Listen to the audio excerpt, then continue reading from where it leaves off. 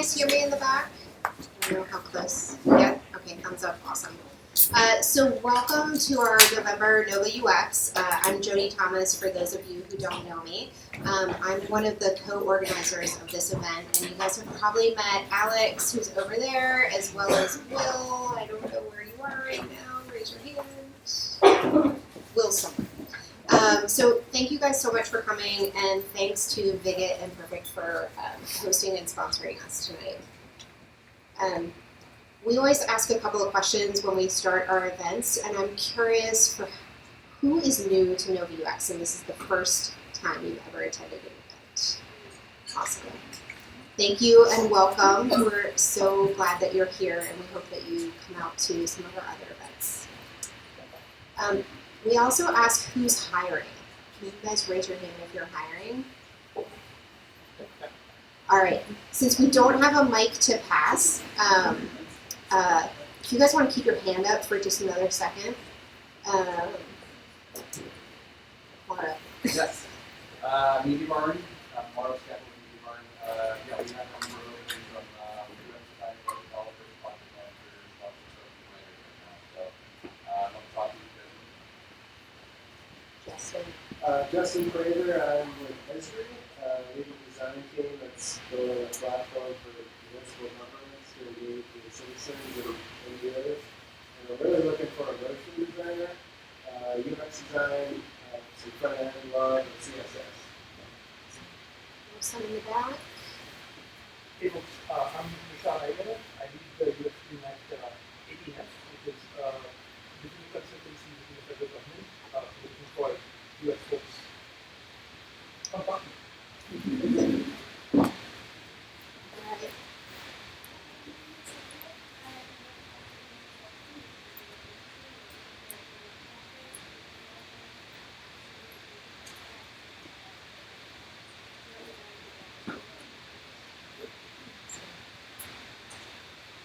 I'm Lexi Sage, I'm with the Wolf Family America, and talking about the Wolf Family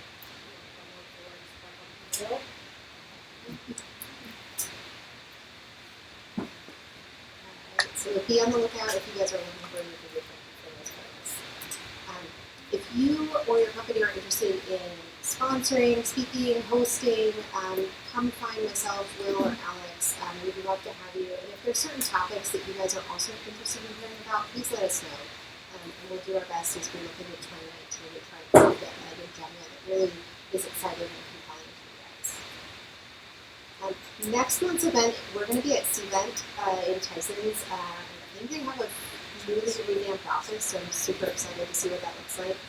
And we have a talk on Studio by Famous. I was checking it out last night. It's a really sort of interesting prototyping tool that works with Photoshop Sketch, Adobe XD. So really trying to keep you within the tools that you're used to using, but allowing you to do some really high fidelity prototyping. A couple of upcoming events in the area. This Thursday, UXDC is having a whiteboarding workshop. On the December 8th, there's also an Intro to Design Thinking workshop as the developers. And January, UX Camp DC is coming up. If you guys are interested in attending that, I'll be speaking there as well. So I want to thank Perfect and have Alex come up for providing the food and beverage for us. Thanks, guys. So, quick plug about next month's event, December 12th, let's do that. For folks that are actually planning on attending, if you're there in person, I've been told that there are some giveaways and things like that. So, something to keep track of. So, if you sign up, do plan to attend, if you're there in person, you can get a giveaway. So, I'm Alex from Perfect. We're a collective of independent professionals, so we're super excited to be able to actually have the opportunity to sponsor it. Myself, as an organizer for UX, is kind of interesting. But in terms of the independent professionals and consultants that we work with, we typically kind of gear towards more of the higher end professionals who are really well versed in what they do. Folks like yourself, they are well versed in UX, design, management, development. We work in the range of enterprises to biotech companies, from hospitality to Marriott, and also with a couple of technology companies. But two folks that work with us, Alex and Bill back there. Hello. Yep. So we are a collective, and we do some pretty fun stuff.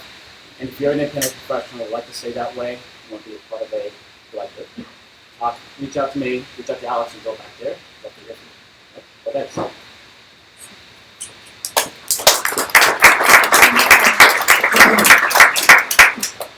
I am Brian Lynch, co-founder and CEO here at Viget. If you're not familiar with us, we're a 70-person digital agency, so we design, build, and market digital products and platforms for everything from funded startups to some of the biggest brands in the world. We, in addition to this office, have offices in Dorn, North Carolina, and Boulder, Colorado, which is great to visit. There's a bunch of Viget people here. If you are a Viget person, Viget folks, hello, awesome. We are hiring as well. So if you're interested, we're hiring UX designers, product designers, visual designers, project managers. We're also hiring an additional recruiter. Erica's our recruiter back there. She's awesome, so awesome that she's hiring another one. So if you know any good folks that want to get into recruiting in this industry, we have a lot of fun here at Viget. So we'd love some introductions. I want to introduce Brandon Dorn. Brandon is a digital product designer out of our Durham office. Has an affinity for information architecture, for interaction design, for user research. Worked on some of our largest clients like Rotary International, Privia Health, Nature Conservancy, Volunteers of America, the list goes on. And he's often sparking some really interesting conversations around the office, which I think is where some of this came from. So looking forward to hearing what Brandon has to say. Take it away. Can everyone hear me in the back? Good. Thanks, Brian. So I'm a UX designer here at Viget. I want to thank you all for coming out on a cold night to hear about ethics. Bless you. I'm recovering from a cold, so at opportune moments I may use this, but I'll do my best to protect. So like Brian said, I work in our Durham office. We've got another mountain boulder. You should come visit sometime. We're like the Falls Church office, just a little weirder. But Falls Church is really cool. And I want to give a big shout out to our coworker Kurt, who's also UX designer here, for a lot of the thoughts that I'll share today. He and I began discussing ethics in tech in earnest about 2 years ago, and we probably spend more time than we should debating these things on Slack with coworkers. So we've got a channel devoted to the topic. For those in the back, it's tech ethics. There's a lot of good content here, good engagement. And we talked about a lot of things, like how hate speech is amplified on social media platforms, or about China's authoritarian system of behavior control, or how AI encodes and magnifies human prejudices. We also talk about this. You can't see it. These weird blinders you can buy to keep yourself focused. It's a weird world out there. And if any of you watch Portlandia, maybe you've seen this. Yeah, post those reminding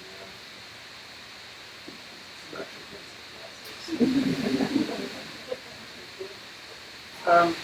So ethics in tech is having a moment right now. And I think part of it is a result of technology playing an increasingly greater role in our lives.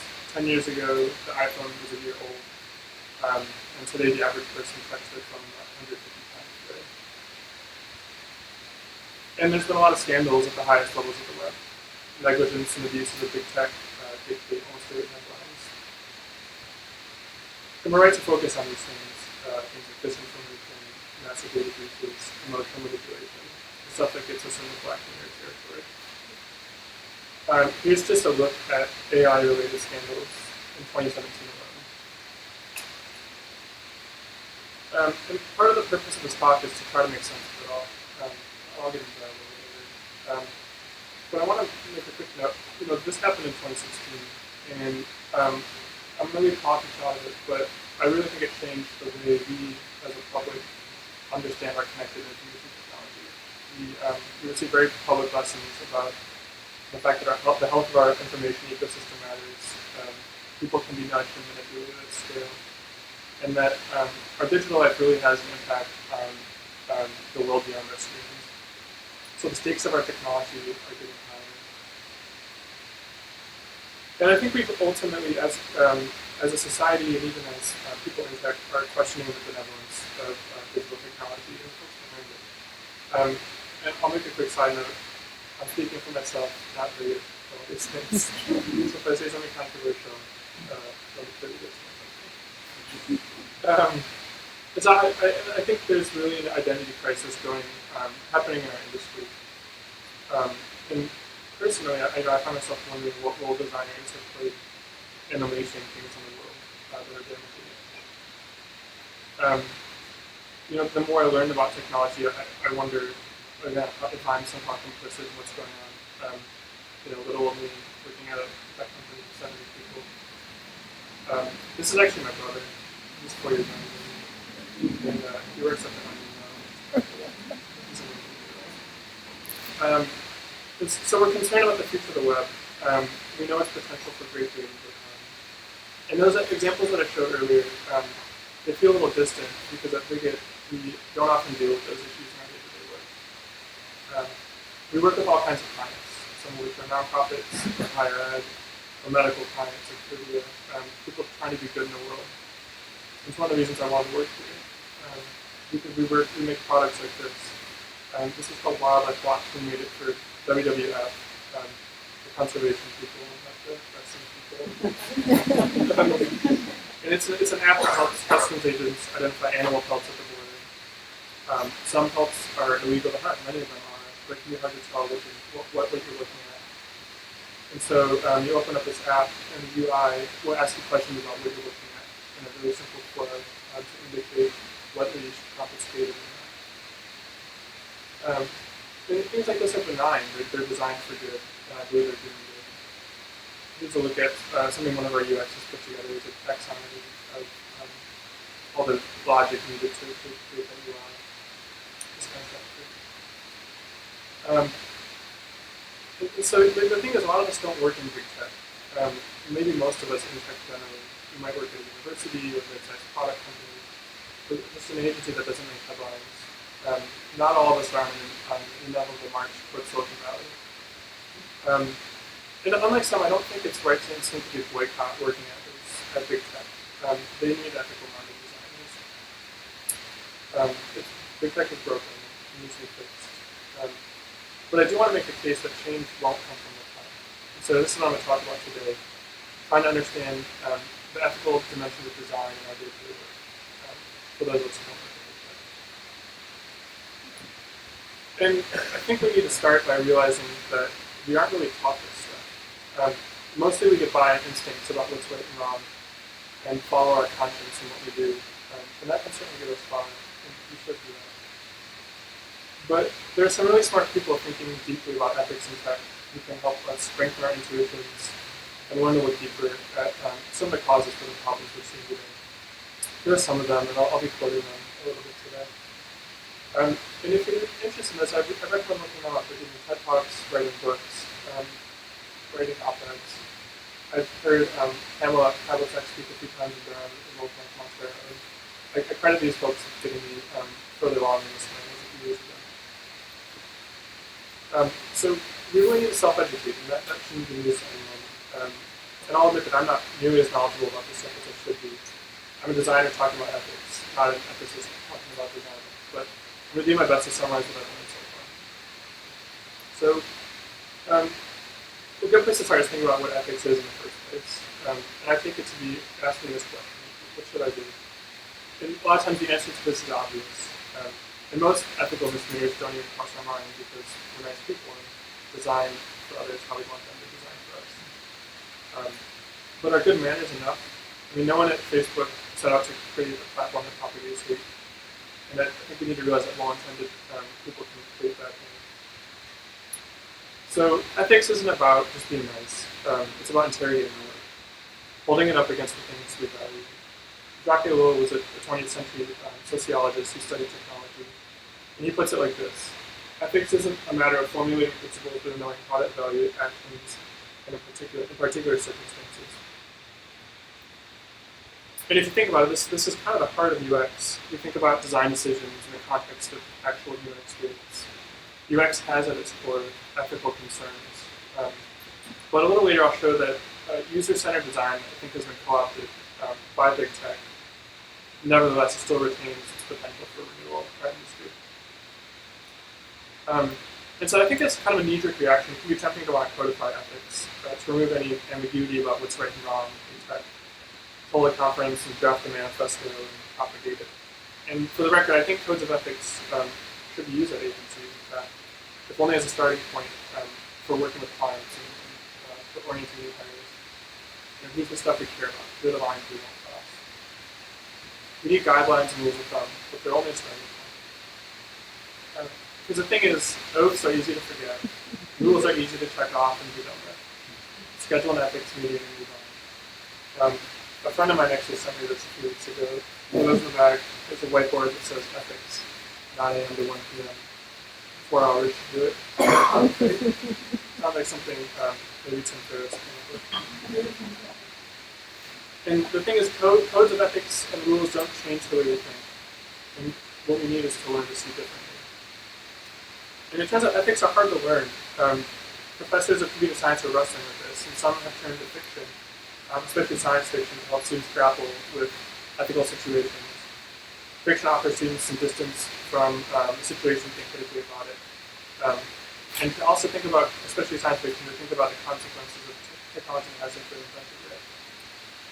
I really believe that literature can help us see the world, or see technology in new things. Show of hands of folks who are English majors. So design ethics is an ongoing conversation, because as soon as we find solid ground, the technology is invented a month later that we haven't dealt with. It's like agreeing on the safest way to cook a fire, and then a microwave shows up. That might be fun. And as a society, we've been playing with fire for a long time. Remember Prometheus, the guy who gave humanity fire and then was punished for eternity?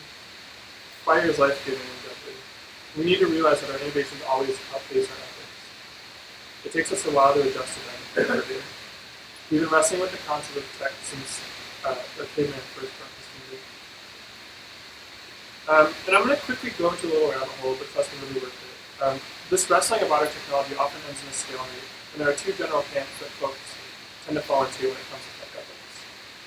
On the one side are those who say tech is morally neutral. A brick can be used to build or destroy. What matters is how someone uses it. And the technical term for this view is what's called instrumentalism. And we can see the merit of this. All of us can choose how to use the brick. The downside of this, though, is that it allows technologists to shirk moral responsibility for their actions, for their decisions that show up in technology. They can blame bad actors for the damage done with what they've made. And this is the dominant viewpoint in Silicon Valley for obvious reasons. And then on the other side are those who say that design decisions are always moral decisions. The things we design shape the way we act. Therefore, if we create something that tends to hurt someone, whether or not we intended that, we're acting immorally. And the technical term for this is technological determinism. So instrumentalism puts the burden on users, determinism puts the burden on technologists. And this is admittedly a reductive view of things, but it shows why commentators often end up talking past each other. And I will say these polls don't really account for the ambiguity of our digital technology today. So to pick on Facebook again, they've done immense harm, but they also have a crisis response hub that gives people critical information. And so we can't totally lay it off. So there's a third view that's recently been developed that holds these two in tension. That's called mediation theory. And this argues that we don't really fully control tech, but it doesn't really fully control us.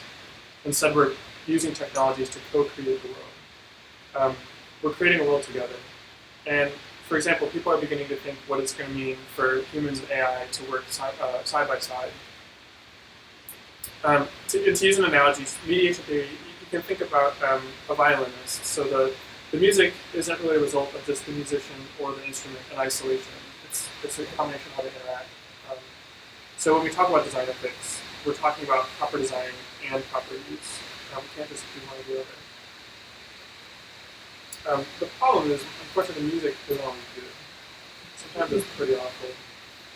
And sometimes designers get blamed. And I don't know, I mean, designers are complicit in the ills of the web. I'll read a little bit of this tweet for those in the back. So Brian saying that people are quick to blame designers, saying that they should say no or push back on stakeholders. The most problems in software teams are discussed earlier in the research allocation stage. I don't think this is always the case, but it's thoughts like this that kind of got us thinking about, maybe the problems we're seeing aren't just at the design level, maybe they're deeper roots. And we wanted to explore that a little bit and think about what responsibility designers have when it comes to tech ethics today. So I want to talk a little bit about a model that explores those deeper roots and tries to contextualize the work of design in the broader ethical landscape of tech. So broadly speaking, these are the three layers that make up the web. So at the top you've got interface, in the middle you've got businesses, and at the bottom you've got architecture. I'll walk through these in a little detail. There's ethical concerns at each level, and this is something that Kurt and myself found pretty helpful when you try to make sense of everything. And another way to look at this is as a sum total of design decisions made on the web. So at the architecture level on the bottom, they're deep and pervasive, and technically speaking, fewer decisions are made.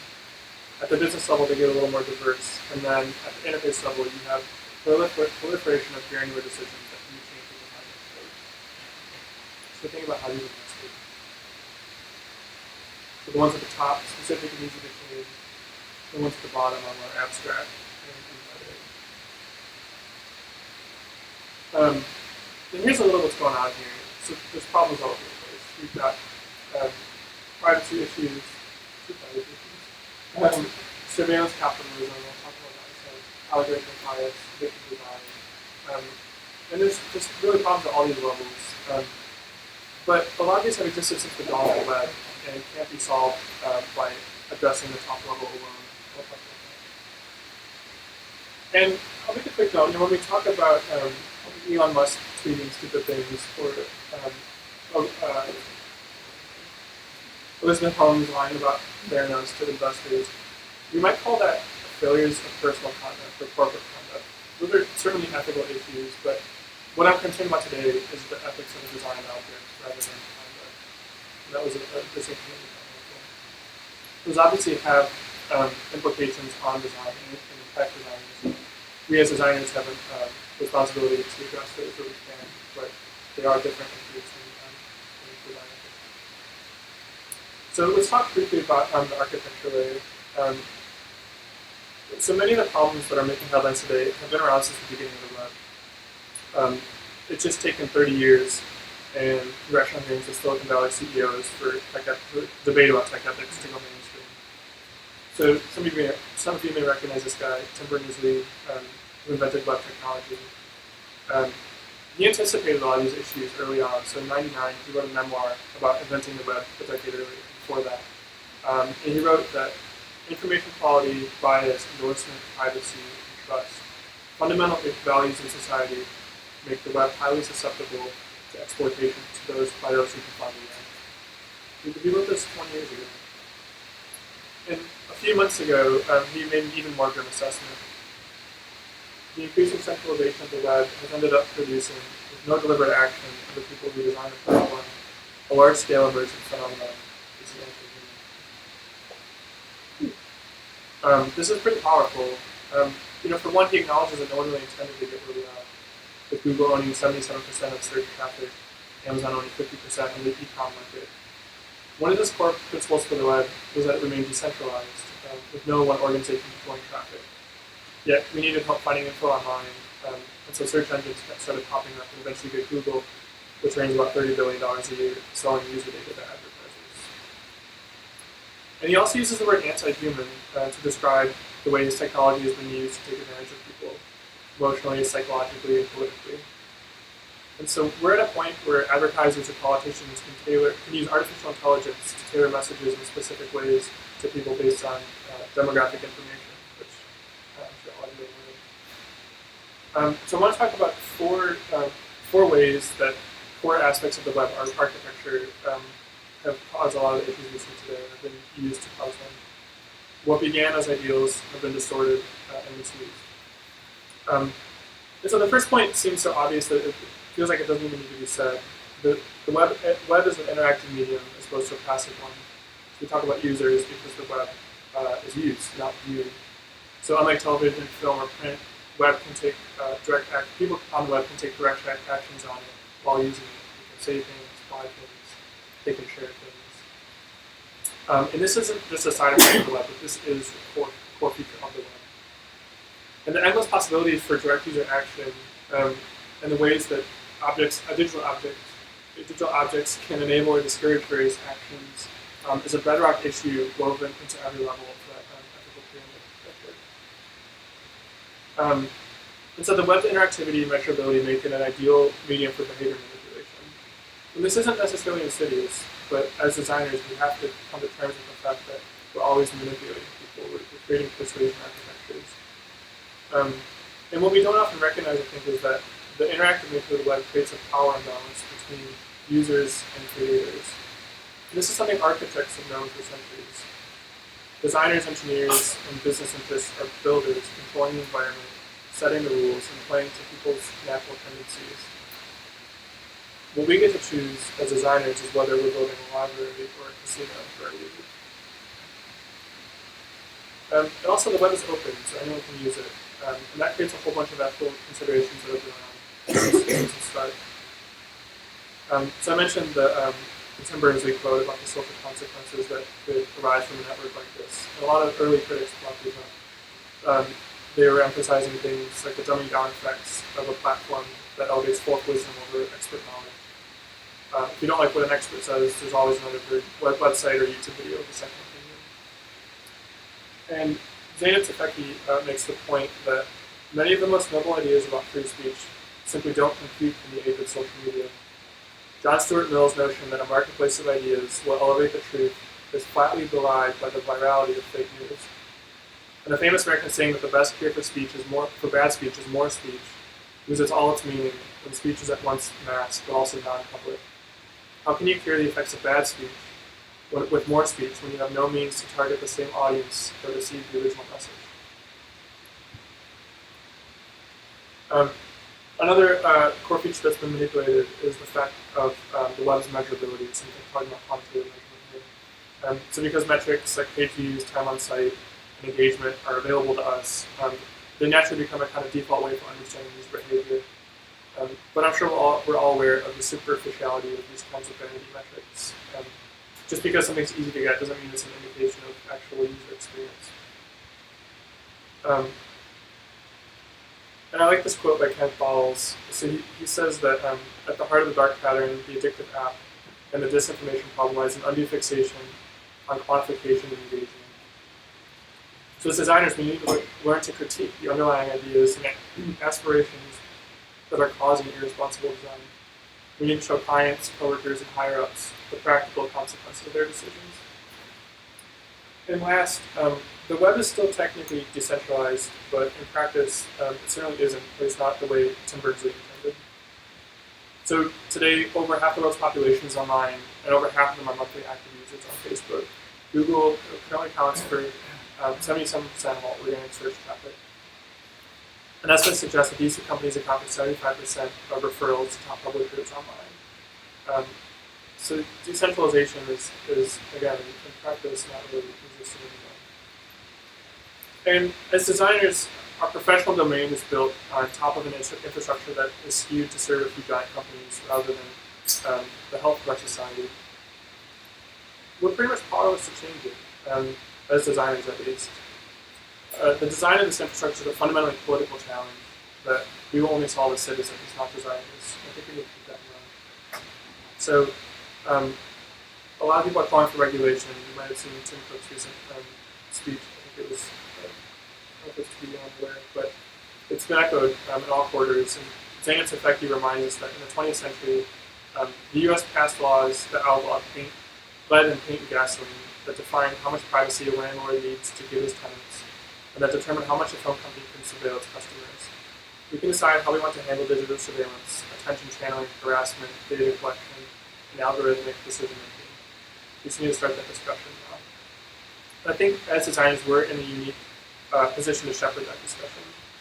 We're systems thinkers, communicators, and we should be also stewards of ethical design, even when the design in question is at the societal level.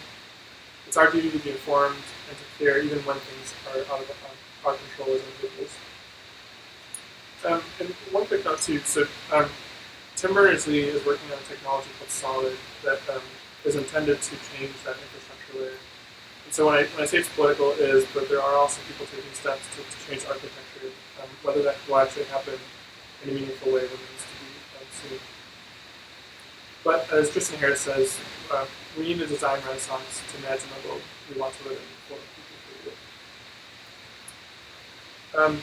So let's move up a step. On top of the architecture layer is the business layer. So this is the level where decisions are made about digital things. What does our product do? How does it make money? What customer needs does it fulfill? How is it maintained and managed? Every organization shares the same web architecture constraints, but they all follow their own strategies and tactics to survive in the marketplace. And this is the level where designers get a little more say in how things are done. Some organizations may be more design-oriented than others, empowering people with design in their title to make strategy decisions that affect the direction of the business.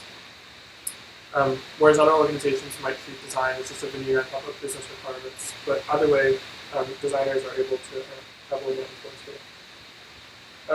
And I think what's important for us today is thinking about how business values get embedded into products and websites and platforms. It can't not happen. It can be subtle or obvious. Either way, people designing things inscribe their values into technologies. So I've been picking on Facebook, and I'll keep that up. Their original slogan, "Move fast and break things," went out of fashion after they moved quickly and broke a lot of things. But that's still very much how they operate as an organization.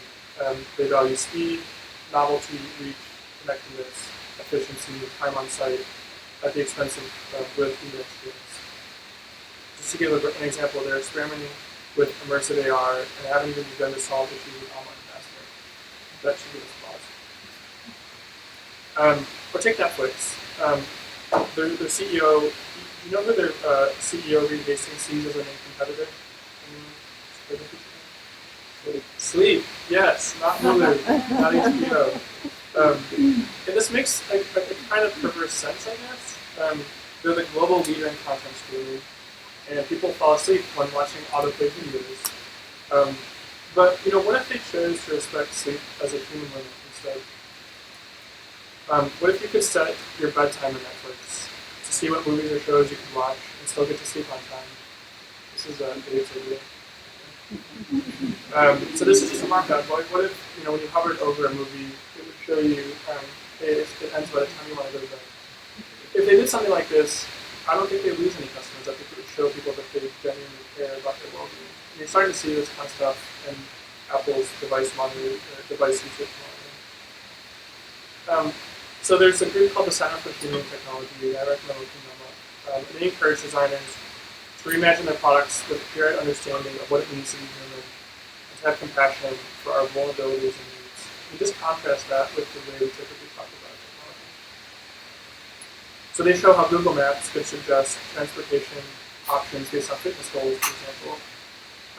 Maybe instead of just offering typical transportation, they say they want you to walk. This isn't even that's important to you.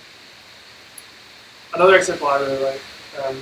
This is on Hitler, if any of you use that. It's a travel website. And their default search filter is agony, which is the combination of price, duration, and stops. Pretty standard stuff, but they're showing that they know what it's like to travel.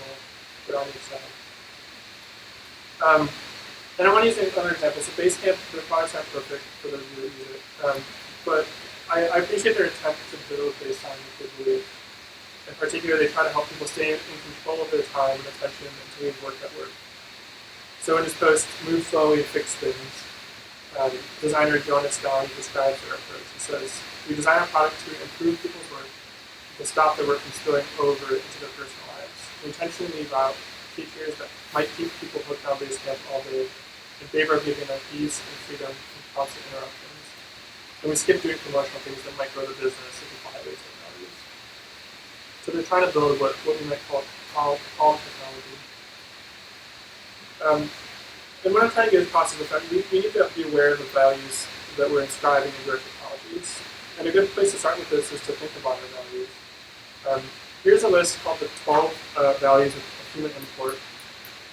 And it's got things like human welfare, freedom from bias, informed consent, accountability, things I think we as conscientious designers kind of take for granted, but having them stated and almost using them as a rubric I think can be pretty useful.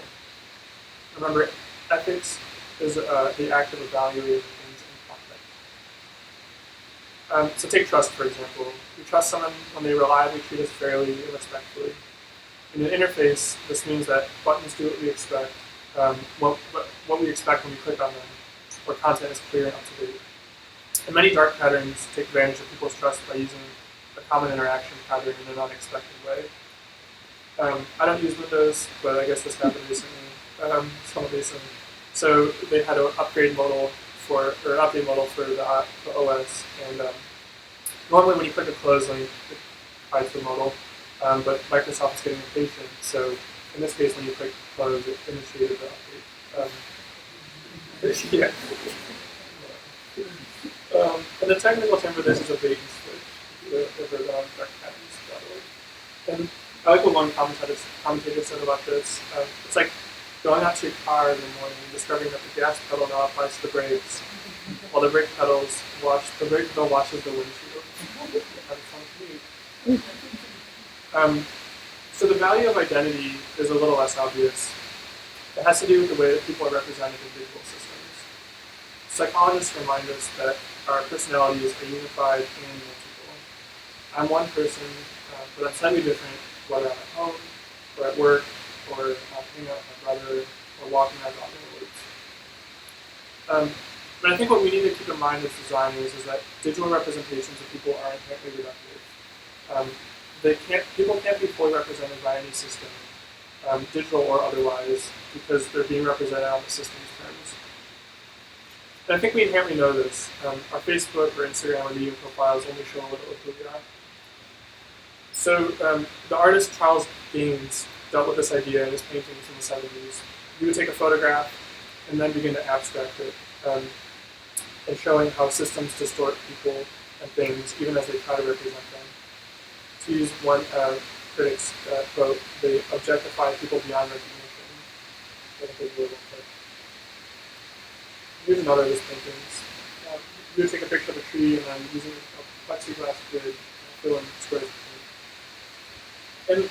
And I think sometimes the digital things we make are beautiful. It even shows that kind of reductiveness.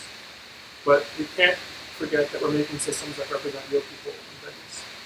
It's up to us to make systems that avoid productiveness to the extent that we can, to allow ambiguity and fullness of expression in representation. And this is obviously a complex thing to come with. Let's look at one more value. I alluded to calmness a little earlier for that Netflix example. So at this point in the game, we're all growing tired of our devices shouting at us. We're getting better about that as a society. We don't really hear ringtones that much anymore. And alert settings have improved with things like do not disturb. And alerts are annoyances on our devices, but as we move into an era of ubiquitous computing, where computers are embedded into environments, alerts and notifications can become serious issues. So we need to learn to make technology that remains passive and peripheral, announcing itself only when absolutely necessary. So a few years ago, appliance companies realized that their refrigerators didn't have screens on them yet. So they fixed that. Now you can buy a fridge with a monster iPad and you heard you like iPads. So myself and a few designers at Bigot worked on a design concept that thought about what it would be like for appliances to have screens but remain unobtrusive. Instead of letting you check your email while filling up a glass of water, how could a refrigerator interface preserve the ways people currently use refrigerators? So what if we didn't try to just co-opt the space with a refrigerator surface by slapping an iPad on it? So we asked people to share pictures of their fridges, and we got pretty much what you'd expect. pictures, clippings, drawings, weird magnets. And refrigerator surfaces are a perfect tool to use for. They were folksy and cute and unique in ways that standardized screens generally aren't. So we thought about how a display could still allow people to post physical objects, but draw on them using an e-display. And for those of you that read Kindles, e-ink is a lovely technology. It's easy on the eyes and the way that LED screens aren't very energy efficient. So we tried to design an interface that remained peripheral to what I could have done. If any of you are well versed in e-ink technology, something simple like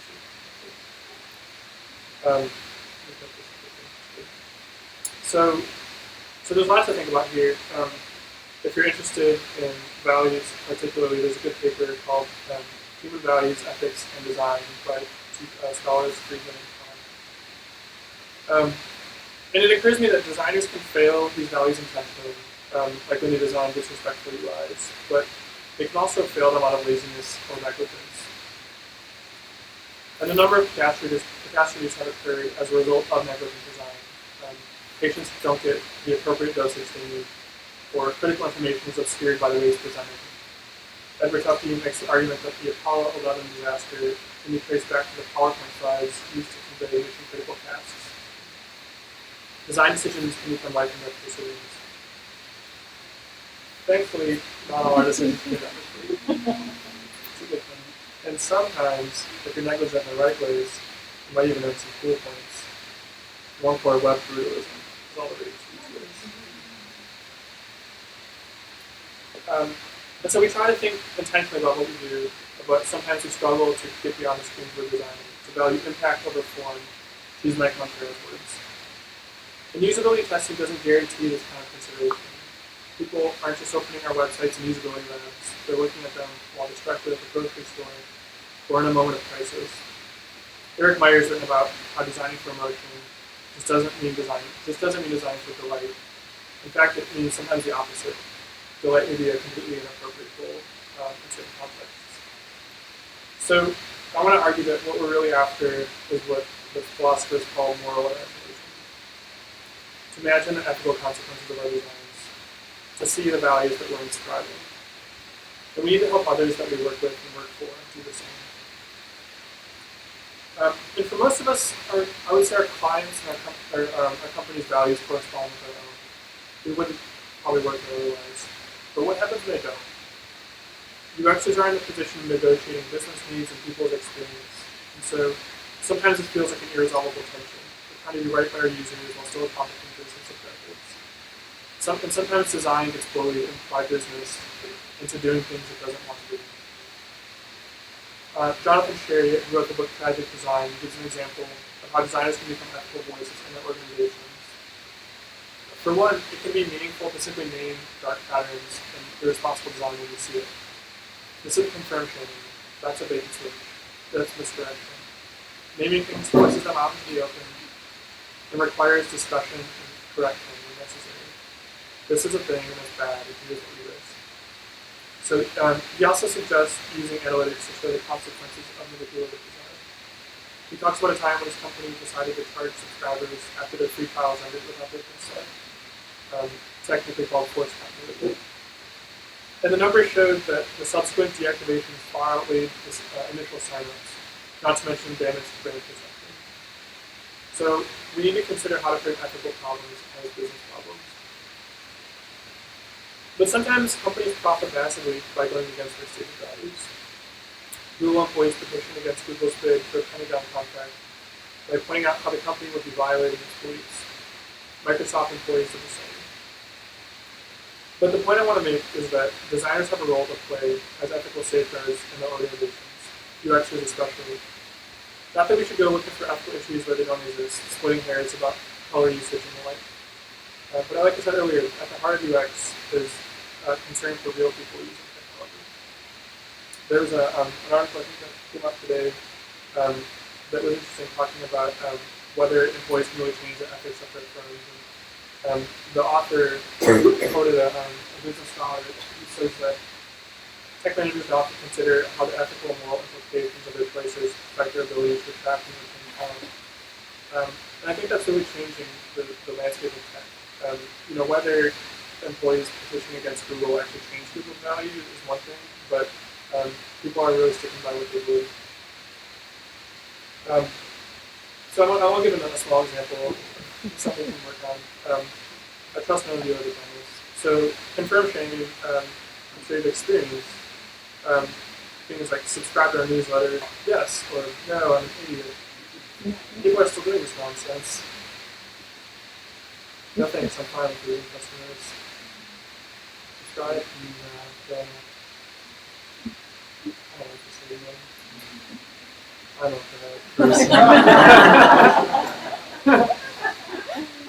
I don't want to understand my dog.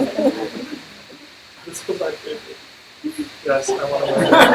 No, keep my mind locked. So, a few years ago I wrote an article criticizing this trend, and someone responded to my post by claiming that confirmed shaming must be working if websites are using it. He complained that I didn't offer a viable alternative. And I responded by saying that the alternative is to do the hard work of learning about your audience and making better content. There's no shortcut to growing a sustainable, dedicated user base. Nearsighted, desperate tactics like these mask deeper issues that businesses need to solve in order to remain viable individually.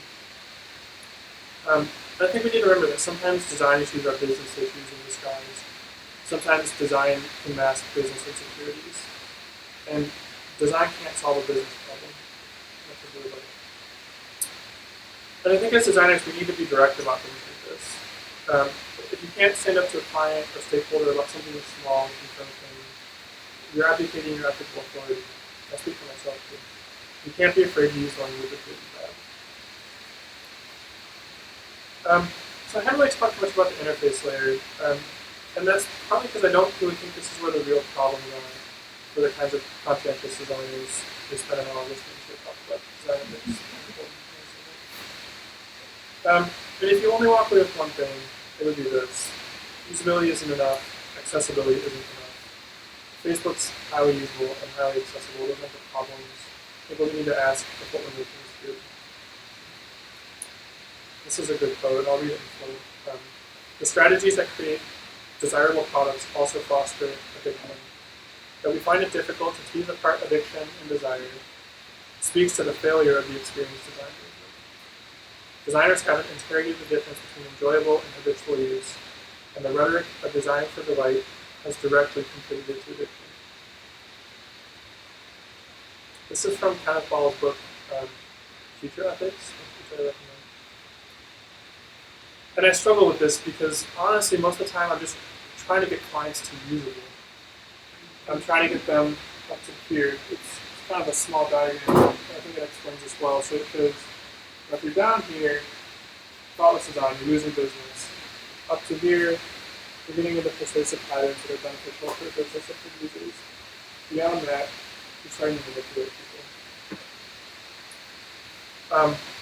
And yeah, like our clients for the most part, we're just trying to get them up to here. They are dangerous to know. But someday they might be. And I want to help them think critically about what they're really after. So we need to think critically about the ends to which our methodologies are being used, and to teach young designers to be critical too. We need to hold each other and organizations accountable for their work. But we also need to keep in mind that when we talk about things at this level, at the interface level, we're talking about symptoms, not causes. So up to this point, this has been pretty broad. We're talking about ethics after all. So let's try to get practical. I put together some questions that I encourage you to think about, and this isn't meant to be comprehensive. And I realize that the risk with putting a checklist together is that ethics becomes a box to check off rather than a pervasive way of thinking. A 4-hour meeting rather than a robust critical picture. But if our ethical thinking doesn't have practical consequences, we might as well not have this conversation at all. So I'll walk through some of these questions, and if any of you are interested, I have a slide as well. So some questions related to the process. Have I sought and acted on meaningful criticism on my work from designers, subject matter experts, stakeholders, and users. So have diverse, informed perspectives inform my work. Is my research sample representative of the people who would actually use my product? Have I inspected my recruiting process for bias? IDEO has a whole handbook on ethical design research, which if you're a researcher and haven't read that yet, I recommend it. When it comes to interaction, have I balanced usability and efficiency with patterns that help people make informed, mindful choices? Does my product encourage conscious choices and minimize impulsive ones? There's a good article on something called meta moments and introducing thoughtful friction into your design, not just holding efficiency as the end-all be-all. Is my product accessible to the range of mental and physical abilities of people who might use it? Have I inspected and tested my product for able-bodied bias? Accessibility is so important. Does my product use established design patterns in predictable ways? Part of this is us just getting better at learning web communities. Have I ensured that people's trust and intuitions are respected? Does my product prevent on-screen engagement from becoming an end in itself? Does my product prioritize or reward usage at the expense of meaningful off-screen experiences? Does my product respect the range of emotional states in which people might encounter it? It's a big one, it's hard to handle from the UI. That's an instance where design for delight, like I mentioned, might be wrong. Does my product treat users with respect? It's kind of a no-brainer. When it comes to transparency, are my product's default settings, do they favor the user's best interest? Are they obvious and easily changed? And this is an interesting one that I've been thinking about recently. Does my product show users how their data is used? Not only how it's used to improve their experience, like we see often cookie alerts, but how it benefits the company. Have I taken steps to reveal the workings of my product in easily understood ways? So there's this idea of beautiful seams, so introducing transparency instead of just creating an opaque product to hide the back end. And then last, have I anticipated the harm that can be done with what I've designed? And am I willing to accept the damages done by bad actors? Have I communicated these risks to my client? I think this is especially important for emerging technologies. Mike Montero reminds us that our job isn't to just produce work, but to evaluate the impact of our work and to relay that impact to our client on Will my product make the design industry more trustworthy, credible, and reputable in the eyes of my users and clients? Am I creating a better future for the next generation of designers? If all designers made decisions like mine, would our industry be in a better state? And then last, have I established a process for assessing the results of my product, not only how it impacts the business, but how it impacts its users? How will necessary changes be made? I realize these are hard questions. They challenge me, because I don't think I do a lot of these. But we need to be holding ourselves to a high standard. Like I said, I got these printed out. You're welcome to take a sheet. I'll also have these slides posted online. All right, I'd like to close with a story. So about 7 years ago, I was working in Chicago at an ad agency and contemplating my first career change. At the time, I was reading books by Wendell Berry, I mean, some of you may recognize. He's an author and farmer in Kentucky, and he has very good things to say about technology, agribusiness, and small-scale community life. His essays shaped the way I view the world, and they still do. But at the time, I read him pretty literally and was intent on leaving the city to join my wife in rural Illinois to become an organic farmer.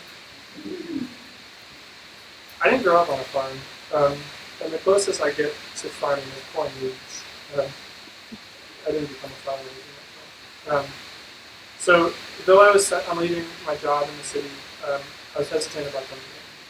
So one day I wrote Wendell a letter asking his advice, and to my surprise, he responded. In measured words, he talked about how I might first learn skills from other farmers, and maybe save up some data by then. Then he gently but firmly gave me this advice. Don't, above all, plunge into farming without experience or a clear sense of what to do. They were sobering words, but they were what I needed to do, and they helped me understand the challenge of what I'd be getting into if I were to become a farmer. It would be strenuous, I would probably do more damage than good to myself and others if I went about it without the right care, perspective, and experience. It would be complicated. And I think about that letter often, even in my decidedly non-friendly career. And it strikes me that no one really gives us a kind of advice when we begin working in technology. We aren't told to approach it with care, or about the challenges and risks of what we're taking on. We aren't encouraged to develop a clear sense of what we're doing, individually and as an industry. Up to this point, we've mostly been told to innovate, to increase conversions, to disrupt. But we're slowly realizing that the values of Silicon Valley aren't sustainable. We need to find other ways of doing technology. So in one of my favorite essays by Barry, he considers how we might come to remedy the damages we've done to the Earth by living our modern lives. It's the biggest problem in the world. And you know what he says? Start a garden. He says, I can think of no better form of personal involvement in the care of the environment than that of gardening. It teaches us our dependence on the earth. It's a source of uncontaminated food. It reduces the trash problem. It's a way to serve others. If we apply our minds directly and competently to the needs of the earth, then we will have begun to make fundamental and necessary changes in our lives. So I believe that a better web starts small. We need to figure out how to do things right in our workplaces, with our clients, on our smaller projects, the things that are ever going to change on a big scale. This isn't to say that us folks in small tech should care about different things than those in big tech. But that the ethical problems in big tech are so entrenched that it isn't at all clear to me that they'll actually change short of massive regulation, which is probably coming. The seeds of change will start on a small scale. And I like what Errol Balkin has to say about this. He's an outspoken critic of what he calls surveillance capitalism, basically the way companies like Facebook and Google gather and sell information about users. The service is seen free, when in reality, we're the public. So he says this. He does this interview where he's asked how small-scale alternatives to big platforms will scale. So, like the search engine DuckDuckGo, which doesn't sell user data. He says this. How will these alternatives scale? The answer is they won't. Our success criteria are not their success criteria. The only thing that will scale like Facebook is another Facebook. We don't want to build another Facebook. We're talking about the difference between factory farming and organic farming. We're trying to build a sustainable system, a sustainable world. It's not about technology. Something's wrong with the way we define success in the digital world, the things that our industry exposed to. So I'll leave you with this thought, a sustainable system. This is what we're after. Because I believe that as an industry we're working on borrowed time. The current way of doing things isn't sustainable, and the public is questioning the benevolence of digital technology and the technologists that make it. Building a sustainable system requires us to rethink design. It requires designers to have a moral imagination that goes beyond usability, beyond accessibility, certainly beyond the screens that we're making. And we as designers and developers, incorporate this change. Each and every one of us has the power to create ethical technology. And it's not something that's about it starts small.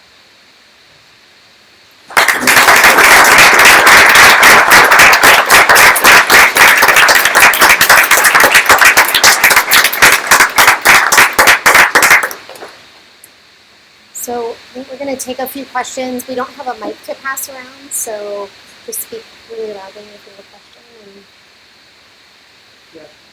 This is almost what we see or industry or consumer. Is there any implications for B2B? Those are people too.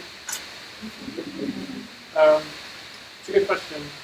I have to think about that. My hunch is that businesses trust other businesses that care for the people using the technology. I think that'll always be an asset. I think the problem is that we see a lot of coverage on like Facebook, Twitter, Google are in the public domain, so not kind of behind firewalls. I honestly don't know. I mean, that's not typically the area where I work. I'm curious if you have any thoughts on that. Yeah, if you look at that, where a lot of privacy is doing consumer data is being sold data, is being sold derivatives data. That whole value chain is actually co-opting for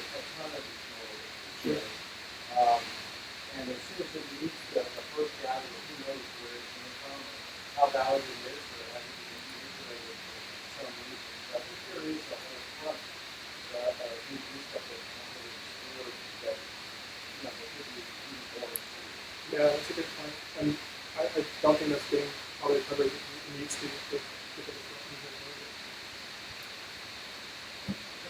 Have you thought about sort of situations where the site of hunting is better than the nature? And you're sort of, for instance, you're trying to get people to sign up for health insurance. And so you might actually invoke sort of UX sort of things that might be contrary to your nature, but it's because you're actually doing something to help you do something that they were never good for. Yeah, that's a good. There's a book called Mud that talks a little about that, and they have this concept of like paternalistic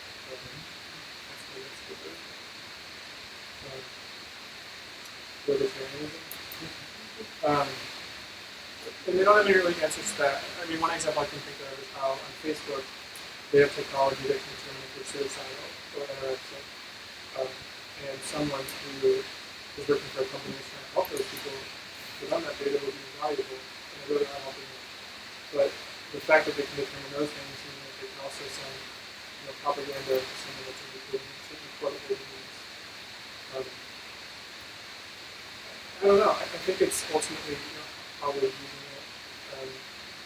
Ethics is always involved with this thing. And so I wouldn't go so far as to say that using user data is bad. It's just not about sort of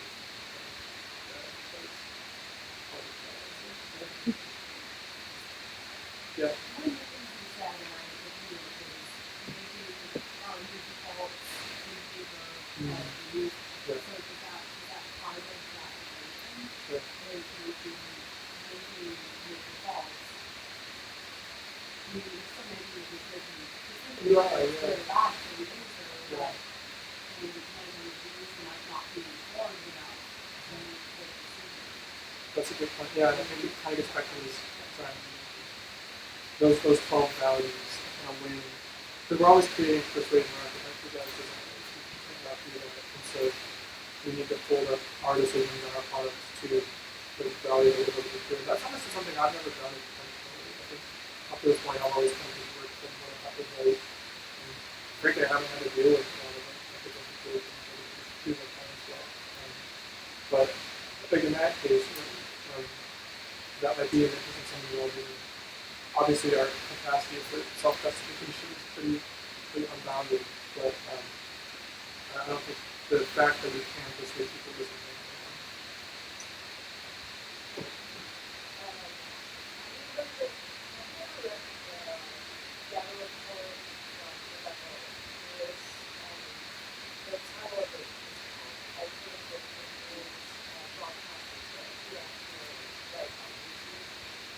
Maybe I don't remember it, but that be a good question.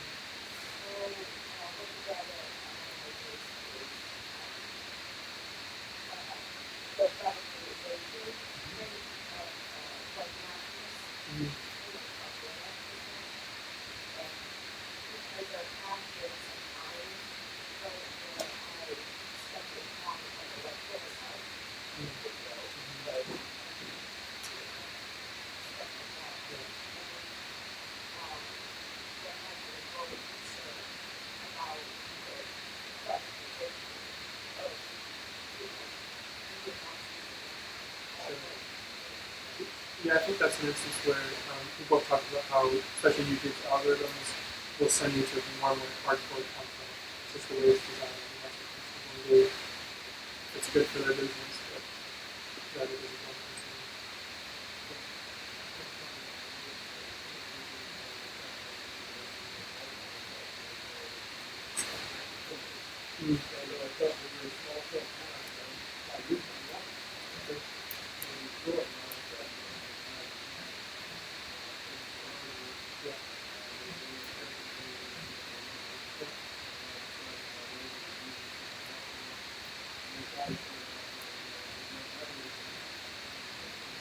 Yeah, I think that's always the risk.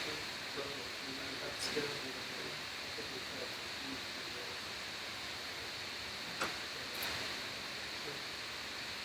Yeah.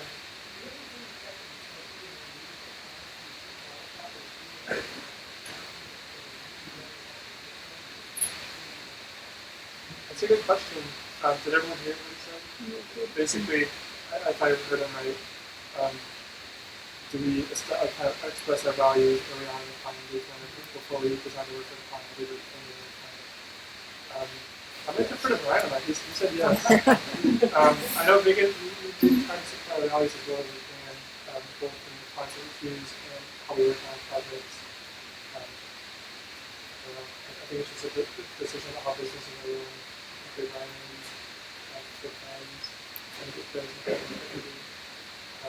I will say, so I mentioned that I think companies should have design codes of ethics. We don't currently, that's something Kurt and I are thinking about. And I'd be curious, working with clients if we were to start these things early on.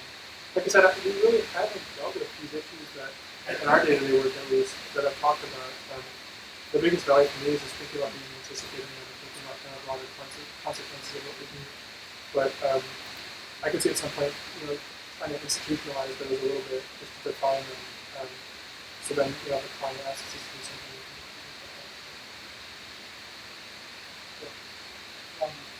There's a lot of talk about the concept of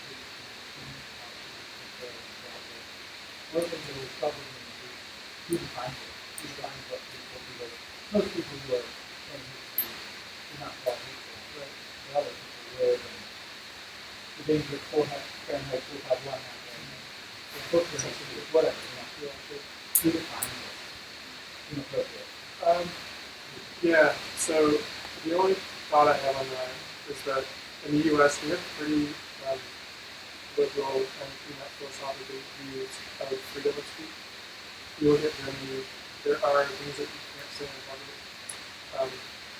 I don't know if we'll ever get to that point. I think free speech is pretty embedded in our culture. And tech companies are really uncomfortable, as you probably know, trying to determine what is acceptable. I don't know the solution to that. I think it gets back to how you interpret honestly the Constitution. Whether that would change, we'll see.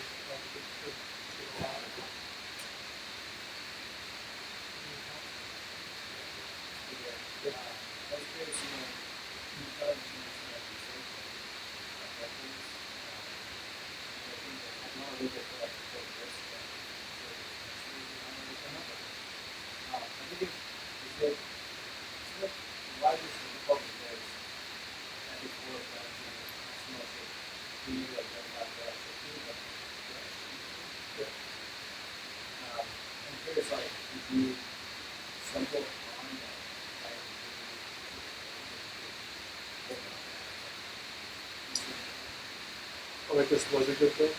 Yeah. So I recommend going to the Center for Humane Technologies site. They've got some examples.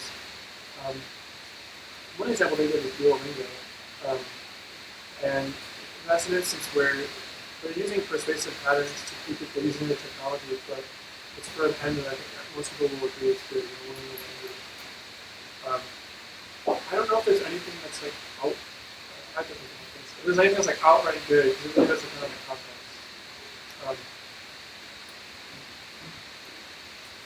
It does occur to me as I thought of all this that ethics really does involve this thing. Like I had that Basecamp quote where they said that they were deciding not to include two groups. But the Center for Humane Technology, they give some examples like that Google Maps one or the Netflix idea where it's introducing something that is for people to do. So I think it can be a positive, and it's not always just a good thing. Just so, Amazon applies using AI, what do you satisfy of it? Again, there's any bit of a sense that knowledge applies. Yeah.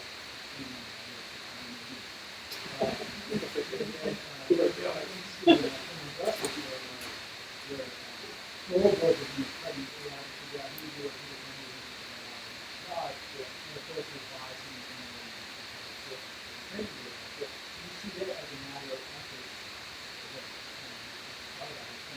If so, it would be yeah, that's a great question. I will say AI ethics is a whole thing on its own. So Kenneth Rawls, he's a Welsh designer and philosopher, he wrote that book, Future Ethics. He's got a whole chapter on this stuff that you might find interesting. He talks a lot about training data, the fact that that's just leading to the conclusions, so that's why it's just going to be amplified by AI. It's obviously an ethical concern. I don't know enough about AI to address that stuff. Everything that I read just told me that the technology just amplifies it. So I feel like we're going to get into AI things like and things like that. So they may not control things, but there are some of the same biases and relationships and usually I know that rather than even do it. Oh, totally. There's a MIT study that was done recently where they essentially crowdsourced the morality of self-driving cars. So if you take it, it gives you kind of a classic trolley problem or something like that, where it says if you had to choose between a car carrying a man and a woman running into a wall, or hitting a man and a baby, or what is it going to be? There's obviously never like a good answer to that, but we're designing technology such that it has to be decided. The AI is going to have to make a decision. So does it calculate it on the spot? Does it need to delay it? Or is it going to be biased toward the driver? Are there other ones where it should be spared or not? I think crowdsourcing that's a bad idea, but I don't know the answer to that. It's just, I think what's interesting to me is that we're at a point in society where we have to make a decision, and we just never fully got the answer to it. So the concerns for gaming companies, because it's brand marketing firms, exactly the opposite. Yeah. It's really good behavior. Yeah. Immersion and then wildfire. How can you find out? What ways to do this? The opposite. So I used to work in advertising. I worked at NoVA in Chicago, and they had this whole thing called Humankind, which was their attempt to make advertising human. And so they had this standard that advertising should be a gift. It should give you something. Yeah, exactly. They have this scale. And I think there are instances where like advertising can be good. Like it isn't necessarily like I think generally it's not, but when advertisers work from human values and finding something like a company that shares those values, it can result in something that is good for people and then creates a loyalty brand. I think that's really hard because the temptation to use manipulative persuasion architecture is to keep people working at something and clicking on something that's pervasive. So I think it can be done. I think it's probably just back to like the values of the agency and the person.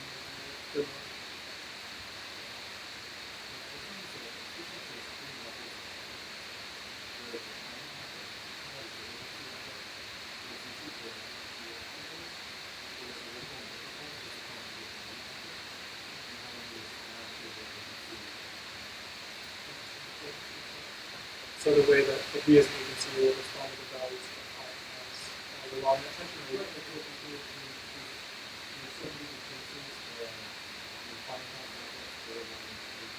Yeah.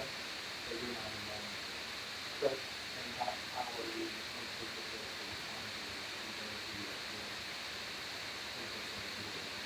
Yeah, sure. I think that Google, the recent petition is an interesting example of, if people decided to work at Google, probably because they shared values to some extent, they get paid really well. But businesses make decisions that people disagree with, and ultimately decide whether to stay there or try to change it. And I think that's just the context. Yeah. So you mentioned earlier how you have a checklist. I'm using this kind of checklist and Sure. There's a better solution to have like a model that emphasizes that. So instead of any kind of something like some nature that's reflects that nature that doing other things. Sure. Yeah, that's a good question. Maybe. I think models are probably just as dismissible as anything else.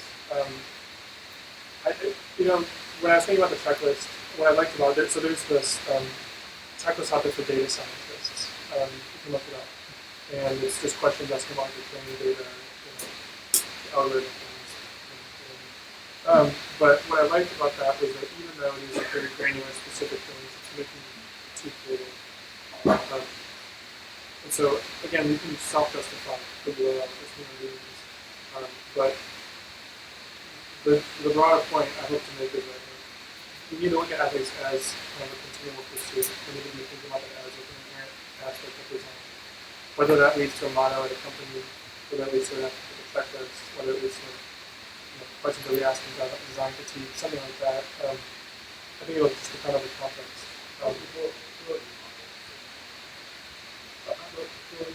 Okay.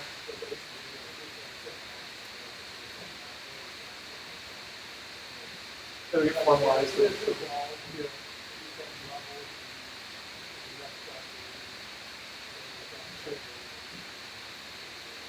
Yeah, and we'll see what happens in our industry. There's a lot of codes of ethics out there, like Mike Montero has one that I recommend. There really isn't like a design one. The AIGA has one, and the Association of Computing Machining has one, but they're kind of like, it's like the Wild West with design. So I hope we can kind of formalize it. I mean, it seems like with ethics, if you want to be ethical, you need to, or you're not seeing like ethics and do something else, like Facebook, earning more money, or something data.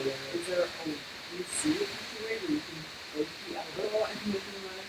That's a question about capitalism. I do. I honestly do. I don't think capitalism is evil. I think it has tremendous temptation. And especially in our economy does. We don't have the same kind of regulation that they do. So, yeah, I mean, like, Airbnb, they've got their problems, but like, they're doing good things. Honestly, even I gave Facebook as an example. They're not, like, I think it's a temptation to just like write them off. Like, Facebook and everything. I think they need to be fixed. I think that they need to be, the positive be addressed, because they are at this point so pervasive, but they're doing good too. So it's a great question, also, and I've asked you that too. I don't think making money is evil. We all need to. I think it's good when we're paid for what we do. It just matters how we're doing it. I don't think the ends are the best one. Can I piggyback on that? Yeah. You didn't talk about Google now. So they have no about like not being able. They got rid of not on a vote too. Yeah. Like I was just saying, like compared to like Facebook and Amazon, did they do any better with having a slightly more ethical model? I don't know what that changed. Do they know like who they currently use? It's not open. What's that? Yeah. It's just, I think at that scale, it's such a temptation.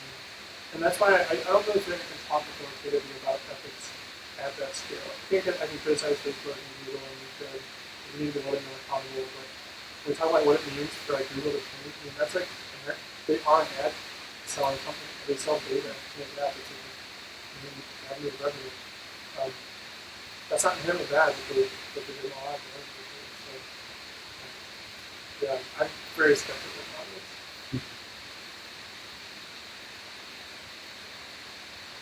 Thank you all for coming.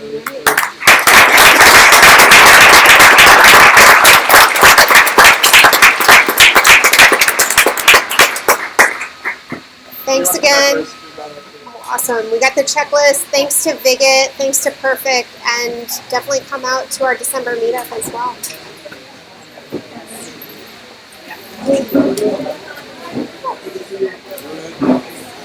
I'm like, what do I touch on it?